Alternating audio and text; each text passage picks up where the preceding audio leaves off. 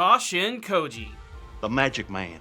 ex-member of Kara, clone of Jiraiya, looks good in red. Is he alive or is he dead?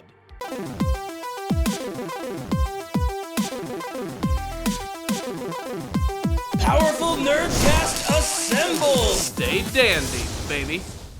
Greetings, my ninja pals. Today we're going to be taking a deep dive into the dark waters that is Kashin Koji. Is he alive? Is he dead? What is the future of the clone of the legendary Sannin, Jiraiya? But before we go further into today's discussion, I would like to ask all of you, if you are not subscribed to my channel, please consider doing so you can check out all of my latest videos, which include discussions, reviews, a weekly podcast show, which we haven't done in a very long time, but I promise it's coming back very soon. It's going to be very, very exciting. And of course, if you are subscribed to the channel, make sure to hit that bell notification icon. Believe it or not, it'll actually let you know when my videos are going to be released. Really nifty little tool. Maybe think about checking it out. And of course, if you're liking my video, go ahead, smash the like button. It's right there. It's right there. Who knows when YouTube's going to move it somewhere else? The point is, hit it. Helps out these videos a lot. Also, please consider checking out my Patreon. It'd be a great way to support the channel. I would really appreciate it. Not to mention, I would love to put your name on the screen with all of these amazing, super epic people that you see right here.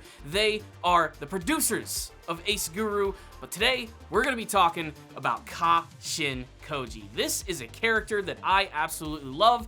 I would go as far as to say that he is my favorite member of Kara. I think easily he has the most distinctive and unique design, and there was a lot of mystery and air about the character when he was first introduced into the Boruto series, especially because he had a mask and everybody wanted to see him without it to see what his real deal was. Not to mention, they were trying to build it up that this guy had some sort of weird relationship to Jiraiya, and as it turns out, he ends up being his clone, created by Amato in some weird secret plan to take down Isshiki Otsutsuki. And all of this led to a pretty epic battle in the manga and a pretty decent battle in the anime. But it made me care a little bit more about Kashin Koji, to the point when he was having his big ultimate battle with Isshiki, suddenly he was defeated. Isshiki just brought everything down on Kashin Koji, destroying his flank, his arm. Basically, the guy was screwed. And then suddenly he summoned a toad, he was swallowed up, and he's gone. Poof.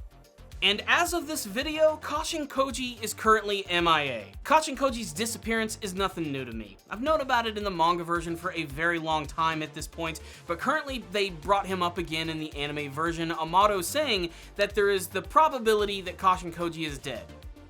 I call bullshit. There's no doubt that Kashin Koji sustained a tremendous amount of damage when he was battling against Isshiki, but you have to admit, he did pretty good on his own. I mean, just look at the fact that Naruto and Sasuke, who at the time of their battle with Jigen in Ishiki's form, were basically the godlike characters of the Naruto world. They were basically top dog, no one could take them down. But Jigen just managed to run a train all over their asses.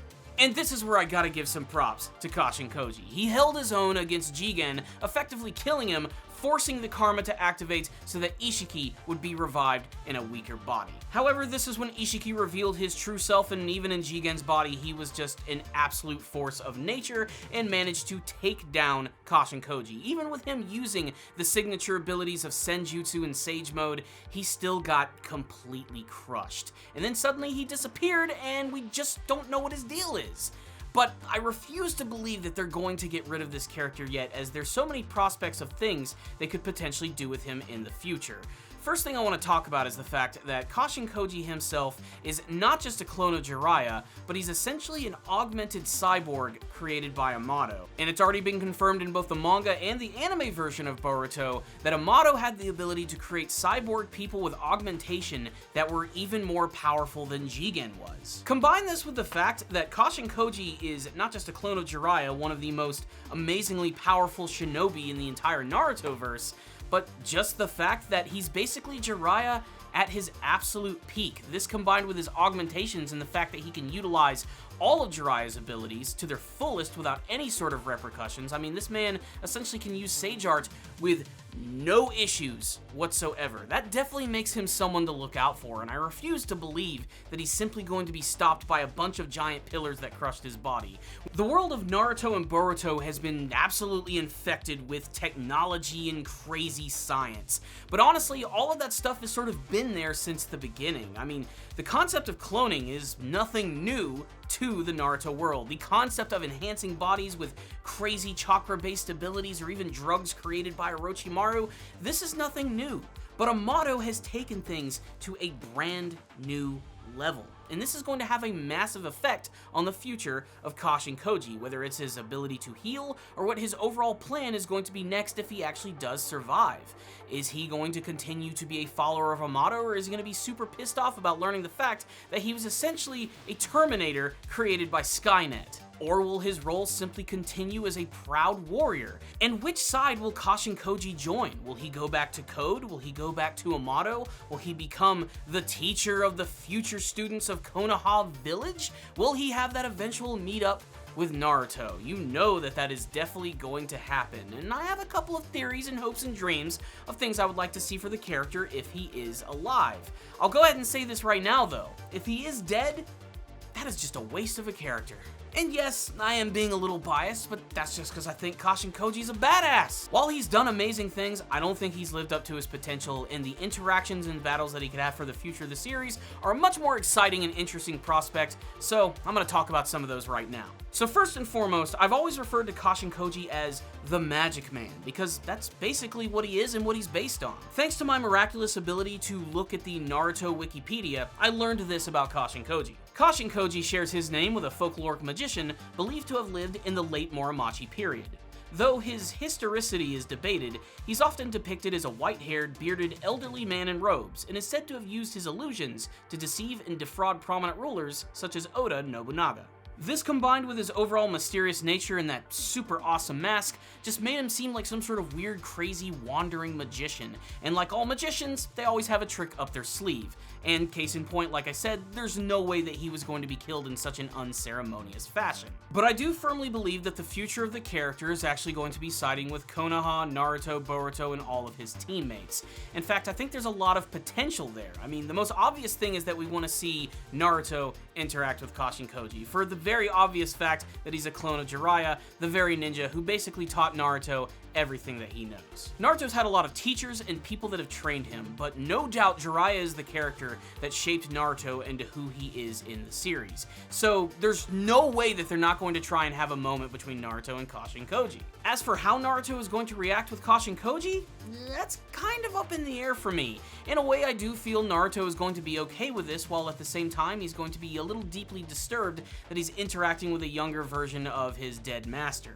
But it'll also sort of give him an opportunity to get to know him in a completely different way, especially because he was so cruelly taken from him when he was young. It's going to be really dramatic, but it could also lead to something really awesome.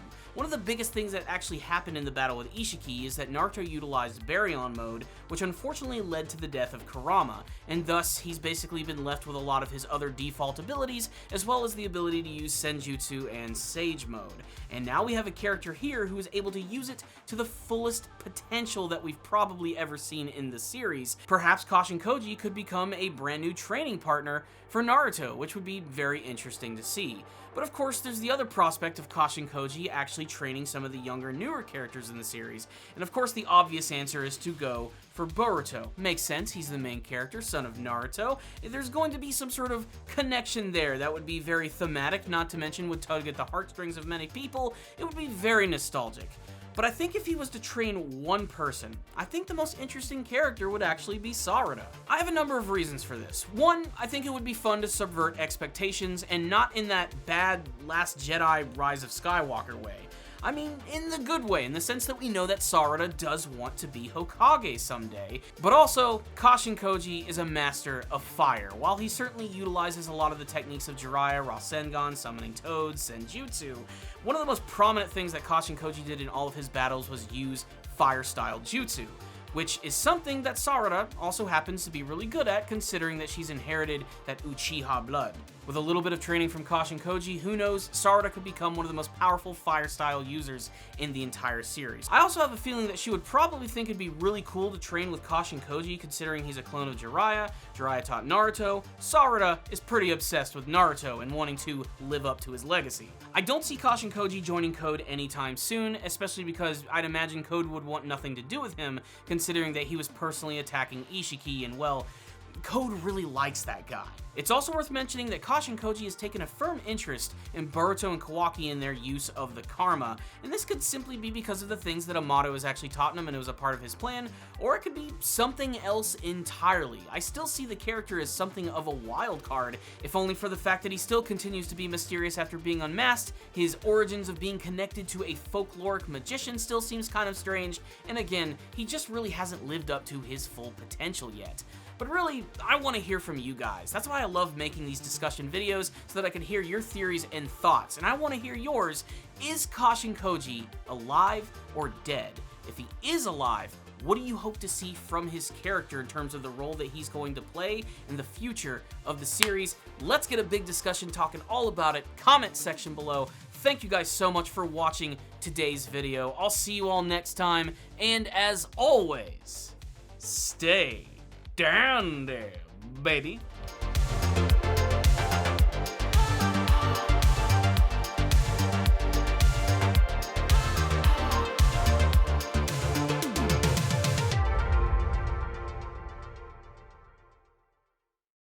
Though his historicity? Historicity? That is a fucking word I've never heard of.